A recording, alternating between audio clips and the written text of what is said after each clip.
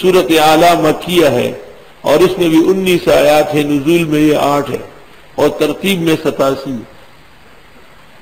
اس سورت کے اندر اللہ رب العالمین کی عظمت کا 3 طرح بیان ہے۔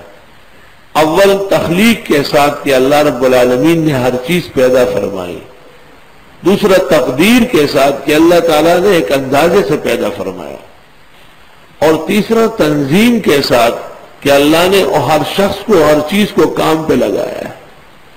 تخلیق، تقدیر، تنظیم، 3 مرحلے ہیں۔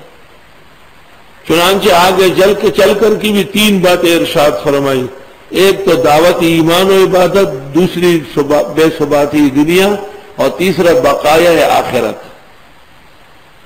اور اس پر 3 نقول پیش فرمائے، ایک اس امت کی، دوسرا گزشتہ صحیفوں کی، اور تیسرا حضرت ابراہیم و موسیٰ کی۔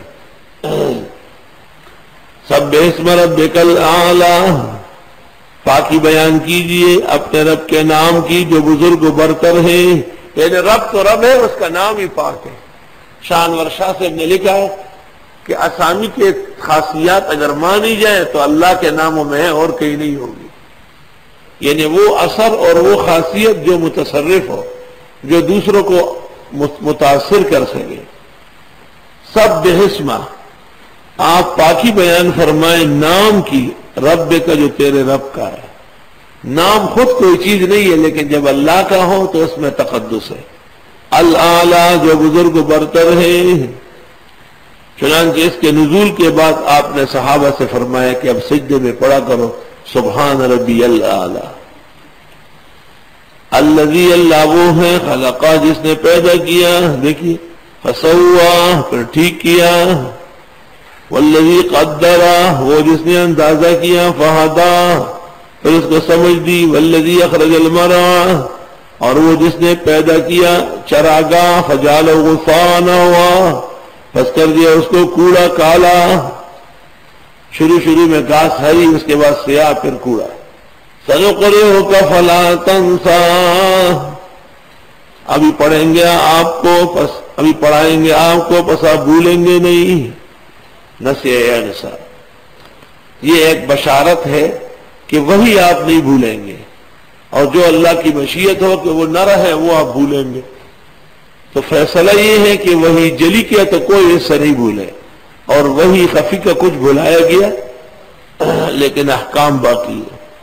الا ما شاء اللہ، مگر جو اللہ چاہے۔ انہ یعلم الجہر وما یخفی، بے شک وہ جانتے ہیں زور کی بات اور وہ جو آہستہ ہوتی ہے۔ جہر و اخفا دونوں شریعت ہے۔ اللہ اکبر بالجہر ہے، سبحانک اللہم تعوذ تسمیہ بالسر ہے۔ فاتحہ جہریہ میں امام جہر کرتے ہیں مع سورت، کچھ کلمات نماز کے بالجہر ہے تمام نمازوں میں، جیسے تکبیر ہے، سلام ہے، تسمیح ہے۔ کچھ کلمات آہستہ ہے، چونکہ بناء عبادت جہر پر ہے، اس واسطے جہر کو مقدم کیا۔ انہ یعلم الجہر، اس سے یہ بات معلوم ہوئی کہ جس جہر کا نقصان نہیں فائدہ ہو وہ مطلق جائز ہوگا۔ ذکر بالجہر پر کلام کرنے والے حضرات عموماً غلو کے شکار ہیں، یا تو اس کو ایسا ثابت کرتے ہیں جیسے کہ ذکر بالسر کوئی چیز نہیں، اور یا اس کا ایسا نفی کر لیتے ہیں جیسے دنیا کا اکبر الکبائر یہی ہو۔ انہ یعلم الجہر وما یخفی، بے شک وہ اللہ جانتے ہیں جہر کو اور وہ جو پوشیدہ ہوتی ہے۔ وَنُيَسِّرُكَ لِلْيُسْرَىٰ، ہم پڑھائیں گے آپ کو، ہم آسان کر دیں گے آپ کے لیے اور آسانیاں ڈال کر۔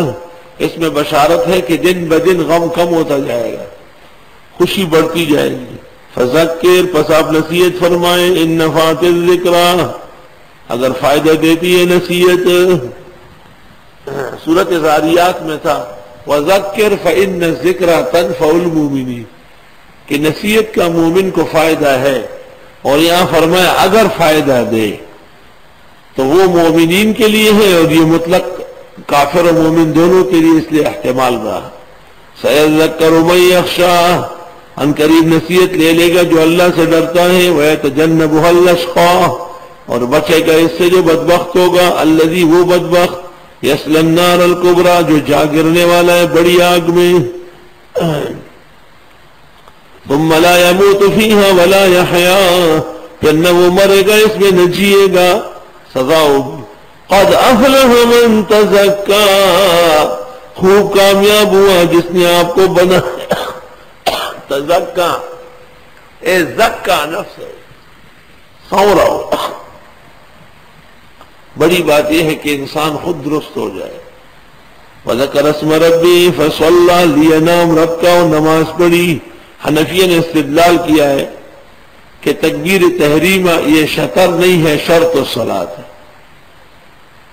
اور دوسرا یہ کہ کل کلمۃ تدل علی تعظیمہ تفتح بہ الصلاۃ، جس کلمے سے بھی رب العالمین کی تعظیم ثابت ہو وہ کلمہ اللہ اکبر کا قائم مقام ہے۔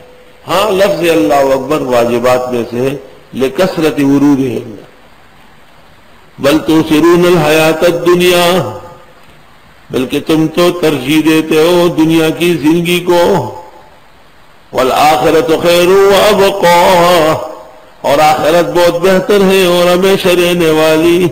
ان ھذا لفی الصحف الاولیٰ، بے شک یہی باتیں گزشتہ کتابوں میں تھی، صحف ابراہیم و موسیٰ، خاص کر حضرت ابراہیم و موسیٰ علیہ السلام کے صحیفوں میں،